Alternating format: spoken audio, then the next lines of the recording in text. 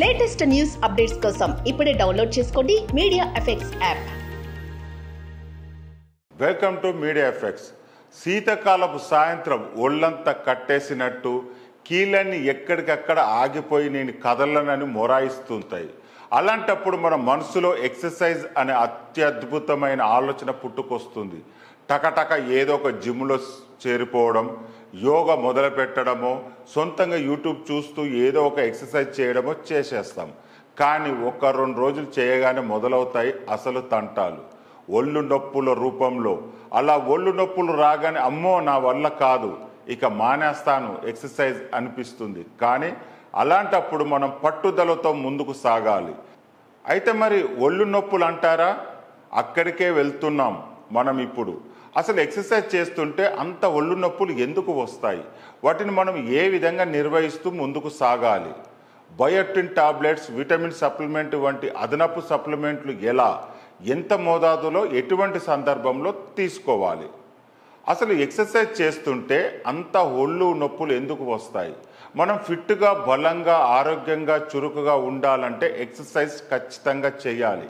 అయితే మధ్య మధ్య అవసరమైతే విశ్రాంతి కూడా ఇవ్వాలి. ఎందుకంటే అలసిన శరీరం విశ్రాంతి కోరుకుంటుంది. అన్ని ఎక్సర్సైజులు, ముఖ్యంగా కఠినమైన ఎక్సర్సైజులు శరీరాన్ని ఒత్తిడికి గురి చేస్తాయి. ఇలాంటప్పుడు హార్మోన్ల, ఎంజైమ్ల స్థాయిలు హెచ్చు తగ్గులకు గురై శరీర వాపుకు గురవుతుంది. ఈ క్రమంలో మీరు చేసే ఎక్సర్సైజులు మీ శరీరానికి చాలా మేలు చేస్తాయి.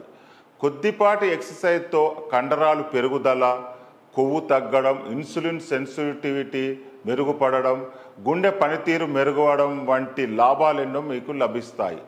అయితే ఆ మంచి మార్పులు జరగడానికి మీ శరీరానికి సమయం ఇవ్వాలి. ఎక్సర్సైజ్కు ఎక్సర్సైజ్ మధ్య కొద్దిగా విరామం ఇవ్వాలి. ఎక్సర్సైజ్ రికవరీ అనే ఈ ప్రక్రియ శరీరానికి ఎంతో మేలు చేస్తుంది. ఎక్సర్సైజ్కు విరామం, శరీరాన్ని కోలుకునే సమయం ఇవ్వకపోతే ఏమవుతుంది? ఎక్సర్సైజ్ వల్ల శరీరం శ్రమకు గురవుతుంది, కేలరీలు ఎక్కువగా ఖర్చు అవుతాయి. ఆ నష్టాన్ని సరిచేయడానికి శరీరం మన రోగ నిరోధక వ్యవస్థను ప్రేరేపిస్తుంది. శరీరంలోని కణజాలాలు, కండరాలు, ఎముకల నుండి గుండె, ఊపిరితిత్తుల వరకు కోలుకున్నప్పుడు అవి మునుపటి కంటే కొంచెం ఫిట్గా మారుతాయి. అందువల్ల మళ్ళీ అదే ఎక్సర్సైజ్ చేసినప్పుడు అంతే ఎక్కువగా కేలరీలు ఖర్చు కావు. కానీ శరీరం ఫిట్గా ఉండాలంటే క్యాలరీలు ఖర్చు అవ్వాలి. అందుకే మధ్య మధ్య ఇచ్చే విరామం వల్ల శరీరం కోలుకొని మళ్ళీ క్యాలరీలు ఖర్చు చేస్తూ ఉంటుందన్నమాట. ఈ విరామాలు లేకపోతే శరీరం ఈ రకమైన మార్పుకు లోను కాదు. మనకు జరగవలసినంత లాభం మనకు దక్కదు. వర్కౌట్ రికవరీ అంటే అనుభవించు రాజా అనుకుంటూ సోఫాలో హాయిగా పడుకోవడం కాదు. సరైన పోస్ట్ వర్కౌట్ రికవరీ అంటే మీ కండరాలు నయం కావడానికి రకరకాల వ్యూహాలు ఉపయోగించడం. ఆ వ్యూహాల్లో కొన్ని చూద్దాం.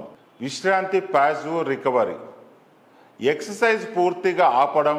ప్యాసివ్ రికవరీ అంటే పూర్తిగా విశ్రాంతి తీసుకోవడం.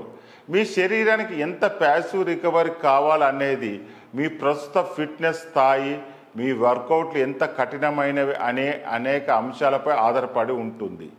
Active recovery. యాక్టివ్ రికవరీ అంటే 2 రోజుల పాటు కఠినమైన ఎక్సర్సైజ్ చేసిన తర్వాత కొంచెం సులువైన, పెద్దగా కేలరీలు ఖర్చు కానీ ఎక్సర్సైజ్ చేయడం. అంటే మధ్య మధ్యలో ఎక్సర్సైజ్లు మార్చడం. ఇది శరీరాన్ని ఎక్కువ ఒత్తిడికి గురి చేయకుండా రక్త ప్రవాహాన్ని సమానంగా ఉంచుతూ కణజాలం మరమ్మత్తు కావడానికి దోహదపడుతుంది. ఎక్సర్సైజ్ చేసిన తర్వాత అలసిపోయినట్లు అనిపిస్తే తక్కువ తీవ్రత కలిగిన కార్డియోవాస్కులర్ బైక్ రైడ్ లేదా వాకింగ్ వంటివి చేయవచ్చు. లేదా అలసిపోయిన కండరాలను స్ట్రెచ్ చేయడానికి సులువైన యోగ ముద్రలు కూడా సాధన చేయవచ్చు. స్కిప్పింగ్ చేయవచ్చు. ఇలా చేయడం వల్ల కఠినమైన ఎక్సర్సైజ్ వల్ల కలిగిన వ్యర్థ పదార్థాలు సర్క్యులేట్ అవుతాయి. యాక్టివ్ రికవరీ ఎక్కువ ఫలితాన్ని ఇస్తుంది. ఎందుకంటే ఎక్సర్సైజ్ పూర్తిగా మానేయకుండా అంతో ఇంతో చురుకుగా ఉండవచ్చు. Gap days. మీరు వారానికి 7 రోజులు ఖచ్చితంగా ఎక్సర్సైజ్ చేయాలని నియమం పెట్టుకోని అవసరం లేదు. ఒక వారంలో 5 రోజుల పాటు ఎక్సర్సైజ్ చేస్తే చాలని, దానివల్ల మంచి ఫలితాలు ఉంటాయని ఎన్నో అధ్యయనాల్లో తేలింది. ఒకవేళ మీరు ఆదివారం ఎక్సర్సైజ్ చేయడం మొదలు పెడుతుంటే మంగళవారం శుక్రవారం ఎక్సర్సైజ్కు సెలవు ఇవ్వండి, కానీ మర్నాడు మాత్రం బద్దకించకండి. ఖచ్చితంగా ఎక్సర్సైజ్ చేయండి. చిన్నపిల్లలకు సోమవారం స్కూల్కు వెళ్ళాలని అనిపించినట్లు మనకు కూడా ఉంటుంది, కానీ దాని నుంచి బయటపడి క్రమశిక్షణతో ఎక్సర్సైజ్ చేయాలి. నిద్ర. అలసిపోయిన శరీరానికి నిద్ర ఎప్పుడూ అవసరమే. నిద్రలో శరీరం రోజువారీ కండరాల మరమ్మతుకు, రికవరీకి ఉపయోగపడే హార్మోన్లు ఉత్పత్తి చేస్తుంది. ప్రతిరోజు 7 నుండి 9 గంటల పాటు నిద్రపోవడం వల్ల అవి తమ పనిని సమర్థవంతంగా చేయగలవని అధ్యయనాలలో తేలింది. నిద్రపోయే ముందు టీవీ, ఫోన్ చూడడం, ఆల్కహాల్ తీసుకోవడం మంచిది కాదు. గది చీకటిగా ఉంటే హాయిగా నిద్రపడుతుంది. Nutrition recovery. మీరు తినే ఆహార పదార్థాలు కండరాలను సరిచేయడానికి, రికవరీకి అవసరమైన శక్తిని అందిస్తాయి. యాంటీ ఆక్సిడెంట్లు, కార్బోహైడ్రేట్లు, లీన్ ప్రోటీన్లతో కూడిన సంతులిత ఆహారం మీ శరీరంలో సరైన మార్పులు జరిగేలా సహాయపడుతుంది. ప్రోటీన్స్ ఎక్కువగా ఉండే ఆహార పదార్థాలు, పచ్చి కూరగాయలు, పండ్లు, పెరుగు, గుడ్లు, పన్నీరు పుష్కలంగా తినాలి. బాదం, వాల్నట్లు, పొద్దుతిరుగుడు పువ్వు గింజలు, గుమ్మడి గింజలు, అవిసె గింజలు వంటి డ్రై ఫ్రూట్స్ ఆహారంలో చేర్చాలి. ఆహారాన్ని ఎక్కువసార్లు తినాలి, తక్కువ మోతాదులో తినాలి. అయితే కొన్నిసార్లు మనం ఎంత తిన్నా అవసరమైన పోషకాలు మనకు పూర్తిగా లభించవు. అందువల్ల కొన్నిసార్లు మనం కొన్ని సప్లిమెంట్ కూడా తీసుకోవాల్సి వస్తుంది. వాటిలో బయోటిన్. ఎక్సర్సైజ్ చేసేవారికి అవసరమైన అదనపు పోషణ అందించగలిగే సప్లిమెంట్ బయోటిన్. దీన్ని విటమిన్ హెచ్, విటమిన్ B7 అని కూడా అంటారు. ఈ బి కాంప్లెక్స్ విటమిన్ గింజలు, చిక్కుళ్ళు, బయోటిన్ కాలీఫ్లవర్, తృణధాన్యాలు, పుట్టగొడుగులు, గుడ్లతో పాటు అనేక రకాల ఆహార పదార్థాలు పుష్కలంగా ఉంటుంది. అయితే అనేక ఆహార పదార్థాల్లో బయోటిన్ ఉన్నప్పటికీ అందరూ వాటిని తగినంత తీసుకోలేరు.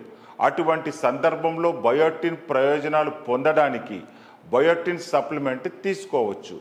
ఆరోగ్యకరమైన సమతుల ఆహారం బయోటిన్ సప్లిమెంట్ జోడించడం వలన ఈ బి కాంప్లెక్స్ విటమిన్ అందించే అన్ని ప్రయోజనాలను పూర్తిగా ఉపయోగించుకోవచ్చు. Vitamin B12 tablets. శరీరంలో ఎన్నో విధులను నిర్వహించడానికి అవసరమైన పోషక విలువ B12.